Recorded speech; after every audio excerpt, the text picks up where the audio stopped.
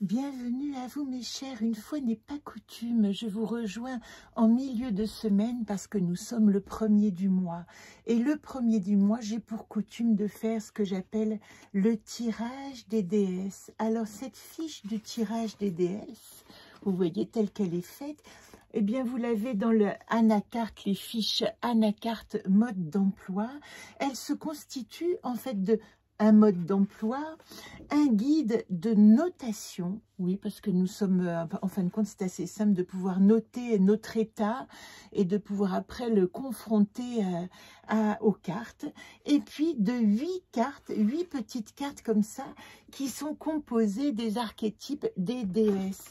Alors, une fois que vous avez découpé ces 8 petites cartes, eh bien, vous avez toutes vos petites déesses ici qui sont prêtes à être tirées.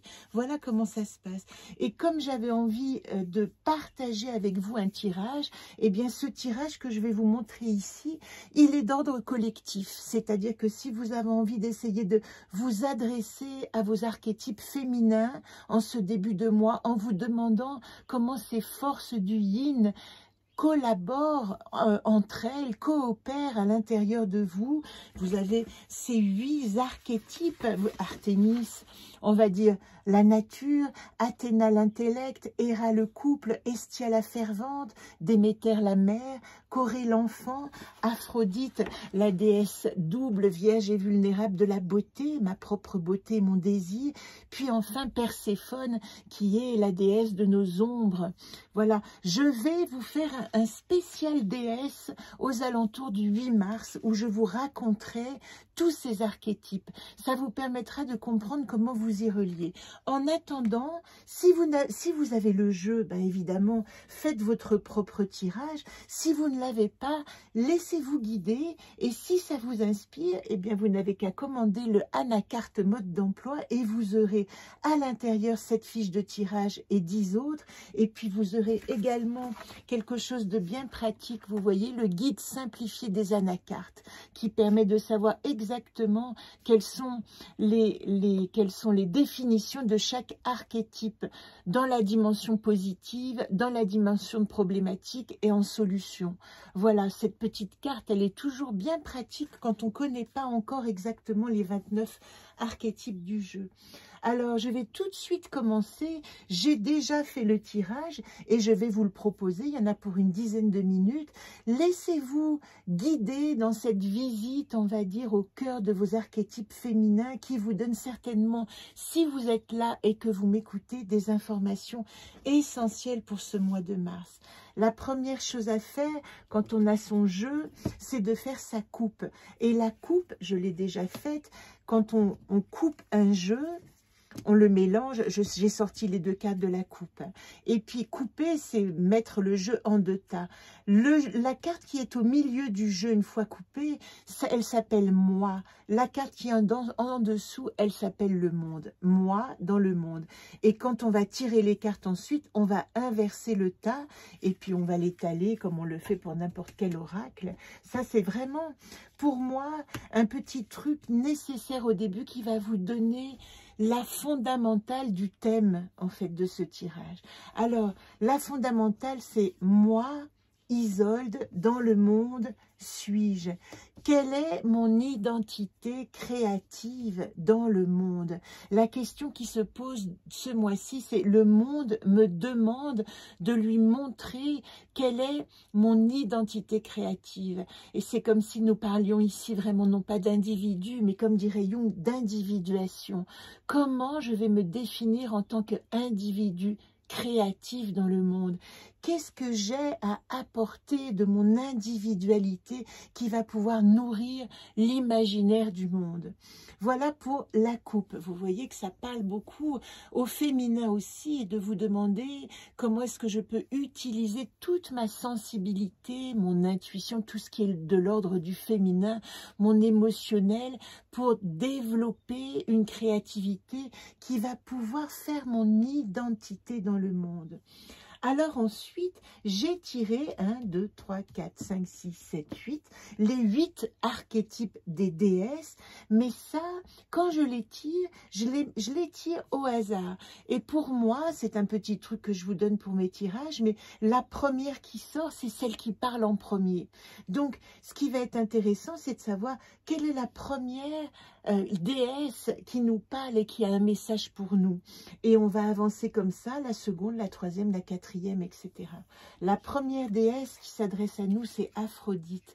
Aphrodite, alors vous pourrez faire un petit point sur la définition ici, parce que je ne veux pas que la vidéo dure trop longtemps. Si vous avez votre guide de notation, ben je vous invite simplement à noter Aphrodite numéro 1. Alors vous pouvez aussi faire un point là-dessus et noter Aphrodite dans l'ordre de rapport à mon corps, à ma beauté, rapport à mon cœur, rapport à mon désir, sur 3, sur 4, sur 3, ce qui donne un résultat de 10. Une fois que vous avez fait ce travail, et là vous pouvez mettre la vidéo sur stop, faire votre notation, où est-ce que j'en suis dans mon rapport avec ma déesse. Je vous donne maintenant le résultat de l'anacarte qui rentre en relation, c'est Prigo.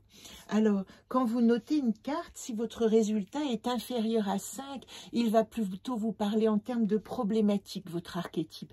S'il est au milieu à 5, il va vous parler d'un état, et de 5 à 10, il va vous parler, plus on avance, d'un atout.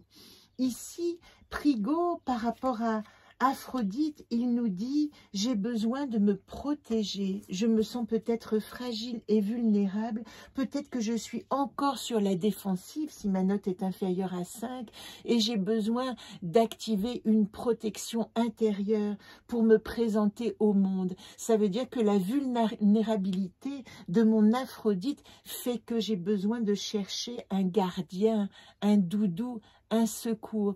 La mise en garde, c'est évidemment de ne pas me braquer, de ne pas montrer les dents. Voilà pour Aphrodite, besoin de se protéger. Et si la note est positive, elle dit que cette Aphrodite, elle est capable d'être en face du monde, de se présenter au monde, parce qu'elle a activé son gardien intérieur. Première, Aphrodite avec Prigo. La deuxième que nous avons ensemble, c'est Artémis. Artémis, encore une fois, faites un point et puis lisez.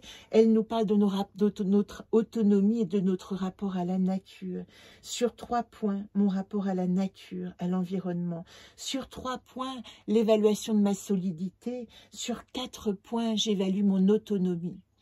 Une fois que vous avez fait ce total sur 10, eh bien, voilà l'anacarte qui est associée. C'est intéressant parce que c'est Fémène. Et Fémène, vous savez ce qu'elle dit Fémène par rapport à Artémis, je suis la fleur de mon jardin. Alors, selon la note, évidemment qu'elle va parler d'espérance, de capacité à croître, à faire pousser sa fleur, ou bien de désillusion et de difficulté à trouver son ancrage et son jardin. La question que pose Artémis avec Fémène, c'est où est mon jardin? Dans quel terreau je peux profiter et grandir et croître? Nous sommes au printemps, plus que jamais c'est la question. Et je vous invite ici à réfléchir aussi à quelle fleur résonne en vous. Quelle est la fleur que vous pourriez vous associer? Et évidemment, allez voir la symbolique des fleurs. Alors, ou dans le jeu du jardin enchanté si vous l'avez, ou bien dans n'importe quelle vidéo qui vous parle de symbolique des fleurs, ça existe. Troisième archétype de nos déesses, nous sommes ici avec Hestia. Hestia, la fervente. Hestia, elle nous demande en 3 points, où est-ce que j'en suis de ma pratique sur 3? Est-ce que j'ai mes rituels, etc., qui m'aident et qui m'encouragent? Où est-ce que j'en suis de ma foi sur 4? Et on ne parle pas de croyance, on parle de quelque chose qui est viscéralement ancré en soi. Où est-ce que j'en suis de mes illuminations? Est-ce que j'ai eu des rencontres ce mois-ci, des synchronicités qui ont fait que je me sentais accompagnée? Voilà pour Hestia. Une fois que vous avez noté sur 10 votre Hestia, l'archétype qui vient nous parler, c'est Ozone. Et Ozone, il va nous dire, si votre note est inférieure à 5, il va le dire, tu as perdu le nord, il est temps de se réancrer à sa foi. Mais si sa note est supérieure à 5 pour Hestia, si votre note est supérieure à 5, il dit, il est temps d'explorer et d'agrandir le paysage, mais le paysage dans toute sa dimension symbolique de foi. Il est temps d'agrandir notre foi, d'aller explorer de nouveaux mondes. Nous sommes prêts à élargir notre vision. Voilà pour Hestia. La quatrième qui est venue nous rencontrer, c'est Corée. Corée, c'est le petit enfant. Corée, c'est l'enfant parfait, notre enfant intérieur, notre enfant béni, avant que le dieu des enfers, Hadès, n'en tombe amoureux, l'emmène dans son royaume et en fasse la reine des enfers où elle va devenir Perséphone. Alors, qu'est-ce qu'elle nous dit, Corée? Corée, elle nous parle de... Est-ce que j'ai joué ce mois-ci sur 3 points? Où j'en suis de mes jeux? Est-ce que j'ai ri sur 3 points? Notez vos rigolades ce mois-ci. Est-ce que j'ai assez ri? Et puis sur 4 points, est-ce que je me sens protégée en tant qu'enfant? Voilà les 3 questions de Corée qui vont vous donner un résultat sur 10. Et regardez le miracle de cette carte tirée. Nous avons tiré ensemble, puisque je m'associe à ce tirage, la carte qui correspond à Bozem. Et ça signifie que vraiment, nous sommes au cœur du débat. Est-ce que je sais activer ma vision d'enfant intérieur, entretenir mon cœur d'enfant pour que ce mois-ci, je puisse vraiment être en résonance avec ma créativité et mon identité? Corée est bien dans ce tirage au cœur du questionnement. Est-ce que c'est bien à partir de mon enfant intérieur que le monde qui me demande de dire mon identité peut me permettre d'exprimer ma créativité? Voilà pour Corée. La quatrième, eh bien, c'est Athéna. Athéna, c'est la tête, c'est celle qui est sortie du cerveau de Jupiter. Donc, Athéna, elle va me demander en trois points, où est-ce que je suis? J'en suis de mon organisation, à noter sur 3. Où est-ce que j'en suis de mes projets? À noter sur 3. Où est-ce que j'en suis de mon efficacité? À noter sur 4. Et puis, une fois que j'ai fait cette notation, encore une fois, vous pouvez arrêter la vidéo, prendre le temps de réfléchir à ces 3 points. Et puis, maintenant que vous avez pris le temps, quelle est la carte qui est associée? C'est Yodine. Elle nous dit, ce mois-ci, dans mon travail intellectuel, quelque chose est relié à mon monde intérieur et pas à mon monde extérieur. Si la note est pas très haute, elle peut dire que le paysage intérieur empiète sur ma capacité à voir le paysage extérieur. Si la note est haute, elle dit plus que jamais ce que je fais dans le monde extérieur doit être en cohérence avec mon monde intérieur. Voilà pour Athéna. Ici, nous avons Héra en 6e position. Héra, c'est la Bernadette Chirac, c'est-à-dire que c'est la compagne, ou la Brigitte Macron d'ailleurs, la compagne de son compagnon. Vous n'avez pas besoin d'avoir un compagnon pour être une Héra. C'est comment est-ce que votre capacité en 3 points à faire couple est activée, votre capacité à être une bonne alliée sur 4 points et votre capacité à faire alliance sur 3 points. Réfléchissez à ces 3 points et exercez votre notation, ça donne un résultat sur 10. Héra, elle est associée ce mois-ci à Étoc. Étoc associé à Héra dit, il est question d'un champ des possibles. Alors, avec Étoc, j'y reviendrai une autre fois, mais vous êtes invité à refaire le tirage d'Étoc en 5 points. Ce sera le thème d'un autre tirage, pas encore, mais en gros, vous allez poser Étoc en dehors de votre jeu, si vous avez le jeu, et vous allez lister dans le thème de votre couple, de faire alliance et d'être une alliée, vous allez lister une wish list en 5 points. Et de cette wish list, eh bien, vous allez retirer 5 cartes qui vont vous permettre d'essayer de comprendre comment aller vers ce désir. Quand il y a Étoc associé à Héra, il dit qu'il y a un désir de développer des possibles, un champ de possibles. Alors, limitez-vous à 5 et tirez une carte pour chacun de ces 5 si vous avez le jeu.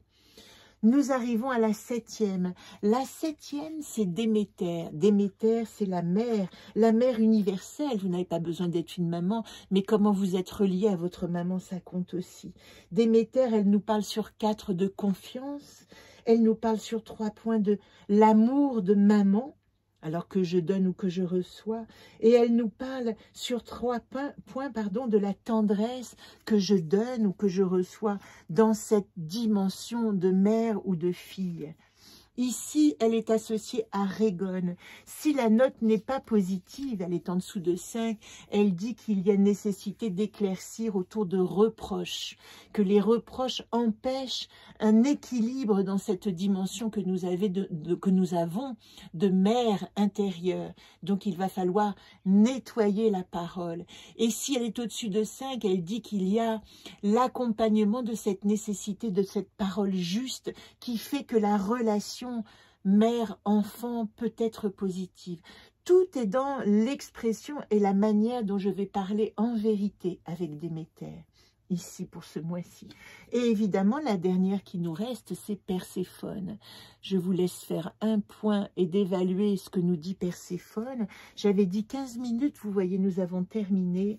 Perséphone, elle est associée... Alors, vous avez eu le temps de faire votre tirage, de faire votre notation. Perséphone nous demande d'évaluer notre lucidité sur 3 points. Elle nous demande d'évaluer nos ombres éclairées sur 4 points. C'est-à-dire, ce qui fait ombre, est-ce que je le vois? C'est une question de conscience avec Perséphone. Quand on est dans nos ombres, on peut les traverser si on a conscience de ce qu'on traverse. Voilà ce qu'elle nous demande. Et les doutes fertiles sur 3 points. C'est un peu le même thème. Quand nous sommes, par exemple, perclus de doutes et que nous comprenons pas, nous allons mettre une petite note. Si le résultat est inférieur à 5, Perséphone est en difficulté. Et du coup, l'anacarte associée qui est Astor, qui parle d'enjeux, de nouveaux challenges, elle dit attention, si ma Perséphone est agitée, à ne pas me mettre en danger, car il y a un problème d'équilibre. Mais si votre note est supérieure à 5, Perséphone associée à Astor, elle dit... à partir des ombres que je parcours, que je traverse avec courage, à partir de tous ces doutes fertiles, je vais pouvoir engager un nouveau challenge et commencer un nouveau chemin. Donc vous voyez, nous avons parcouru de Aphrodite à Perséphone en passant par Artémis, Hestia, Corée, Athéna, Héra, Déméter. Nous avons parcouru tout un panégyrique de déesses intérieures qui nous permettent de comprendre comment nous associer dans nos féminins à l'intérieur. Est-ce que si votre note, par exemple, d'Aphrodite est positive, est-ce qu'elle peut donner un coup de main à votre Perséphone si la note de Perséphone est assez basse? Est-ce que si c'est votre petite Corée qui a du mal à trouver de la joie, eh bien, si sa note est en difficulté, est-ce que si Déméter, vous vous sentez bien entourée en tant que fille de votre mère et puis de mère accompagnante, est-ce que Déméter peut aider votre enfant intérieur? Vous voyez comment se rencontrent tous ces archétypes et surtout comment ils peuvent en permanence s'entraider. Et ça va vous accompagner, vous voyez, sur cette rencontre avec cette fiche-là, tout le mois. Et vous pourrez faire le bilan à votre fin de mois, refaire votre tirage et comparer comment est-ce que vous avez évolué avec vos archétypes. J'en ai terminé, je vous salue et je vous dis à lundi pour le prochain rendez-vous AFA de la semaine.